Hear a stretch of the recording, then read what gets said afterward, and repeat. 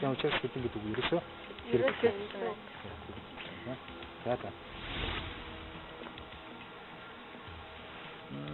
Садар саманд уруу татагдсан хүүхдүүд дараах шалтгааны улмаас болсон явдлын талаар ярьдаггүй гэж хэлв. Дараах шалтгааны улмаас садар саманд уруу татагдсан хүүхдүүд болсон явдлын талаар ярьдаггүй хоёр хооронд ямар ялгаа вэ?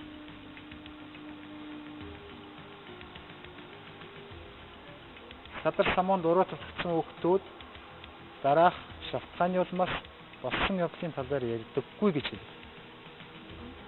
Дараах шалтгааны улмаас садар саманд уруу татагдсан хүүхдүүд болсон явдлын талаар ярьдаггүй гэдэг хоёрын хооронд ямар ялгаа вэ?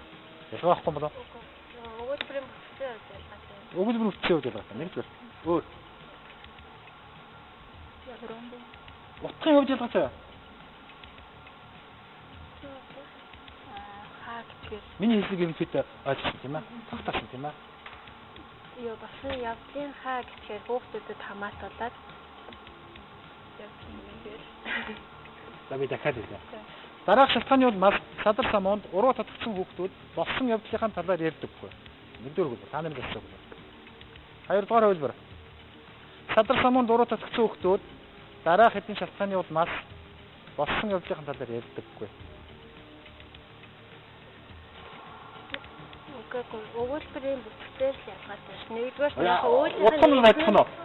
Утга нь адилхан. Ялгаатай. Ямар ялгаа вэ? Шалтгааны гэж хэлэхээр яг тодорхой нэг шалтгаан болж таарч байгаа.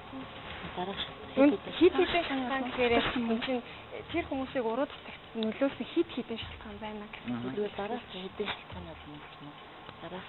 Тэгэхээр яг хуу хит хитэн гэхгүйгээр хитэн уруу татагдсан дараах. Өөрөөр хитэн гэдэг дээр маргатай тийм ээ. Тийм хитэн гэдэг дээр маргатай байна. Дараахын асуулт хитэн. За энэ бэ.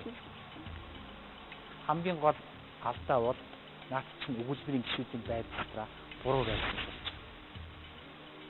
байна. Садар саманд. Дараах шалтгааны улмаас садар саманд уруу татагдсан гэж бодоо. Дараах шалтгааны улмаас садар саманд уруу татагдсан гэсэн тодтол биш өгүүлбэр гарч ирдэг шүү дээ. Тэгэхдээ уг нь бол садар саманд уруу татагдсан хүүхдүүд дараах шалтгааны улмаас болсон явдлын талаар ярьж байна. Утгын хувьд ялгаатай байна уу? Ялгаатай шүү. Өөрөөр утга нь хамаагүй өөр утга юм шүү дээ. Энийг ямар ханддаг вэ? Найруулж байгаа мөн. Тэгээ найруулж ямар ханддаг вэ? Утгын очирчин байна.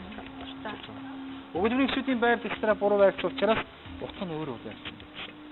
Өөрөөр дараах шалтгааны улмаас садар саманд уруу татагдсан хүүхдүүд гэсэн тодтол биш юм аа. Харин садар саманд уруу татагдсан хүүхдүүд дараах шалтгааны улмаас болсон явдлын талаар ярьдаггүй гэдэг нь зөв ойлгогдсон. За. Хариултыг сонслоо. Харамсалтай бас л онооч чадсан. За. Одоо миний баруун талд байгаа хүмүүн ухаан. Багаас хариултыг хэлнэ. Өгөгдсөн өгүүлбэр нь бол тэрээр ярилцлага авах хүсэлтэйгээ хэрэг дурамжхан байсан бөгөөд удаан ярилцсны шийдвэрийн асуултанд хариулт өгөхөөр болсон юм аа. Тэгэхээр энийг уншихаар ямар ч юугүй юм да найруулгагүй. Эзэнгүү те тэрээр ярилцлага авахыг хүсэж хин дурамжхан байсан дэр ярилцлага авах гэдэг хүн дурамжхан байгаа юм уу, өгөх гэдэг хүн дурамжхан байгаа юм уу гэх нь тодорхойгүй, эзэн бие тодорхойлж байгаагүй. Тэгээд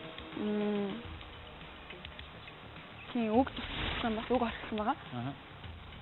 Тэгээд хамжуу болгосон үйлдэл юм бол. За өөрөөр тэрээр гэдэг дээр та нар тэрээр гэдэг алдаа хэмжүүлдэг тийм ээ. Тэрээр гэдэг нь бол ярилцлага авах гэж байгаа хүн юм уу? Ярилцлага авах гэж байгаа хүн ярилцлага авах гэж байгаа хүн юм уу? Ярилцлага авах гэж болно л та. Тэгээд доромжхон байсан бөгөөд гэдэг нь хэн доромжхон байсан тодорхой биш болчиход юм тийм ээ. Тэгэхээр ингэж түүш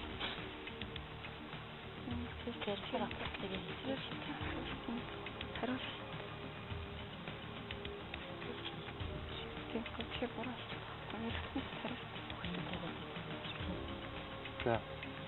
Тэгэхээр зөв хэлсэн юм бол өөр алдаа бол байхгүй. удаан ярилцсны эцэст удаан ярилцсны хэдэн асуулт байхгүй. Тэгэхээр ярилцсны хэдхэн гэж байхгүй. Ярилцсны эцэст хэдхэн үг болсон. Үг болсон асуулт байгаа. Тэгэхээр сэтгүүлд ярилцлага авах хүсэлтэйг хэлтэл тэрээр дурамчхан байсан бөгөөд удаан ярилцсны эцэст хэдхэн асуултанд хариулт өгөхөөр болсон юм. Зөв. Ярилцлага авах тэрээр дурамчхан байсан бөгөөд удаан ярилцсны эцэст гээд үг орсон байгаа байхгүй. Үг алдсан байгаа. Тэгээд хэдхэн асуултанд хариулт өгөхөөр болсон. Ер нь бол хариулт өгч юм даа. Нэг алтаагуул тунж явсан. Өөрөөр тэрээр гэдэг үг байшгийн хувьд бол өөр байх хэрэгтэй. Ярилцлага авах хүсэлтийг минь тэрээр дурамчхан хүлээж авсан байгаа шүү дээ. Тэгвэл болно шүү дээ. Ярилцлага авах хүсэлтийг минь тэрээр дурамчхан хүлээж авсан бөгөөд дахиад л ярилцлага гарч ирэх гэдэг юм. Наач бас алдаа. Тэрийг танараа чарсан гоо. Ярилцлага гэдэг үг хоёр. Наач ярилцсны ярилцсан гэдээс өөр хувьд байна. Удаан ярилцсан гэдгээс илүү монголчууд юу гэж ярьдаг юм? Удаан хэлсэн хүү эсвэл та нар асуулт асуух гад хүнээс ингээд зөв баха. Та нар удаан асуулт авах гад хойноос нь шалдаг шүү дээ тийм ээ. Удаан шалсны тэгдэг үстэй. Удаан шалсны чинь хэдэн хариулт өгөхөөр болсон юм? Хэдэн асуултанд хариулт өгөхөөр гэж шаардлага юм уу? Өгөх бай. Хариулахаар болсон юм аа. Хариулахад болсон. Үгүй ээ. Асуултанд хариулахаар болсон юм аа. Тэгэхээр ярилцсан гэдгээр давхарцсан алдаа гарч иж байна. За та нарын хэлсэн тэрээр гэдэг үгийн байр хэвсрээ буруу байна. За үг болсон алдаа байна тийм ээ.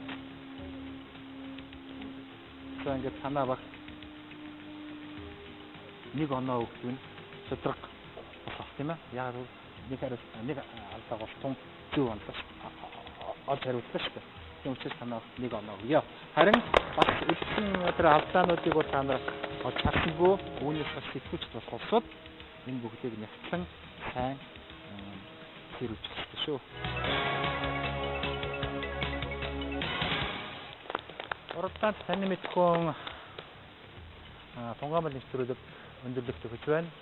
Ингээд багуудынхаа нийт оног сонирхлоо. Миний баруун гарталд байгаа аюун төлхөөр баг нийт 4 оноо. Зүүн гарталд байгаа Хүмүүн хаан баг нийт 5 оноо авч энэ тэмцээний эргүүлж байна.